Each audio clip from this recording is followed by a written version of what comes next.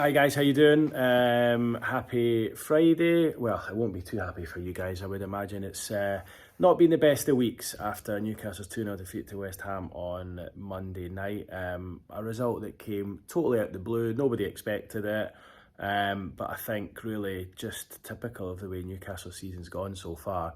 It was Eddie Howe's, or it is Eddie Howe's birthday today. His 47th birthday. So look, I don't think he's been able to enjoy it. In fact, I asked him this morning, has your birthday celebrations been tempered slightly by the result on Monday? He laughed and said, no, fully. He said, my birthday has been fully put on hold as a result of Monday's defeat. He's not been in the mood for celebrating, and I get the impression that it'll take until they hopefully get a victory at Crystal Palace tomorrow, until he feels kind of good about himself again. Without doubt, that's had a real effect on the club, the setup, and I think there's a real frustration that Newcastle have allowed 3 points to be dropped in such a way to a team that they'll feel they should have been beating. In Eddie Howe's own words today, he said, we can't keep letting opportunities like this slip because we'll run out of them. So look, without doubt, he's feeling the frustration and the pain as well. But yeah, not the longest of press conferences today. I got the feeling Eddie just wanted to get down to work and out there on the training pitch. But there was a little bit of interesting stuff in terms of injuries. Bruno Guimaraes and Joe Willock will train today. He said early on in the press conference that a decision will be made later today, and then he sort of gave it away slightly by saying that Bruno is in the team, because the question was posed to him. Newcastle have yet to win a game since Bruno signed, where he hasn't played. There's been 7 of them since he signed in January 2022. And they've yet to win one. Eddie didn't know about that stat. He said, it doesn't make good reading, does it? And he said, well, look, let's not worry about it. That's a worry for another time, because he's in the team. So Bruno will play, according to Eddie Howe this morning. I think Joe Willock will be involved as well.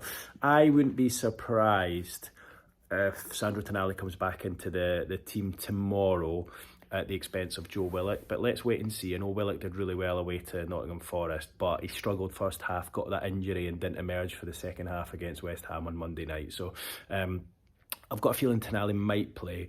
But then Eddie was asked a question about Tonali at his press conference this morning, and if both he and Bruno can play in the same team. And he said, well, it's up to me to try and find a way to get both of them into the same team. He says, but it has to suit the team and it has to suit the individual players as well. I just find that whole conundrum strange. I think the two of them can play together. I would love to see Tonali played as the kind of holding role like he did against Chelsea in the Cup, where I thought he was excellent, and allow Bruno to push further forward. I've said that for a while now. It's one that we've not really seen tried, because whenever Bruno plays, he plays in the number 6. I know Eddie has his reasons for that, but for me, I think that give Sandro that control in the holding role and allow Bruno with the freedom to go forward alongside, whether it is Longstaff or Willock or Joe Linton in that other midfield position of the 3. I would like to see Bruno a bit further forward. And you know, when he came off the bench against Chelsea a couple of weeks ago in the Cup, I know it was only for the last 10 minutes or so, but I thought he did well, just playing to the left-hand side of Tonali. And look, I think you need to try and get the two of them into the team. You need to find a way of working. I think if you had the two of those and either Willock or Longstaff, and for me, I would give Joe Linton another shot wide right, Gordon wide left, with the potential to switch them throughout the game. That would be the team that I would play. But for me, I mean, I'm going on about team selection and who you would play. It just seems like it's more than that at the moment.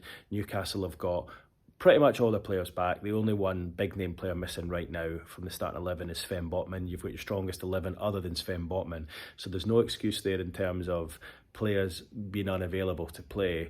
That was the excuse of last season, and understandably so. That was a correct excuse. That's not an excuse now. All the players are there. The bench is strong. I felt on Monday night, I said this in the video after the game, that Perhaps the bench was almost too strong, and what I mean by that was there were options there that Eddie felt he needed to use because he had good options, and perhaps he maybe used players too early than they needed to be. I just felt, watching that game, Tonali needed to come on for a bit of control, but I wasn't sure if you needed to be bringing on Wilson and Murphy and taking off the likes of Gordon and Joe Linton with 25-30 minutes to play, because then when Bruno got injured, it left you with no options and you had to bring a full-back on in Kieran Trippier and move Lewis Hall into midfield. And amazing to think that Newcastle have got all these midfield options at the moment, struggling to fit them in. Bruno, Tonali, Willock, Longstaff, Miley not even in the squad, Joe Linton as well, and yet Newcastle finished the game the other night with a midfield two of Lewis Hall, who'd started at left back, and Tonali, who'd come off the bench because there weren't enough midfielders. So I just felt there was a flurry of subs that were used that probably didn't need to be used so early. And look, I think Eddie sometimes gets criticised for not making the subs early, so I can understand why he was doing it, but it just felt a little bit like 0 to 100. And sometimes when you've got lots of players available, you try to give players games, give them minutes, and it can maybe upset things. So I don't know whether, I can't believe I'm saying this, but I don't know whether maybe there was too many options on the bench the other night, and you know, players just need to be patient and wait for their opportunity. So let's see what happens tomorrow. But I think if it was me, I would have Tonali coming back in, particularly with it being an away game, the control he gives. I thought it was great when he came on against Nottingham Forest for the last half hour, and I would play him alongside Bruno a bit further forward. I'm not sure if that would happen, but that's what I would do, and then play either Longstaff or Willock on the left hand side, probably Longstaff because it's an away game, and then play Joe Linton, one of the front three.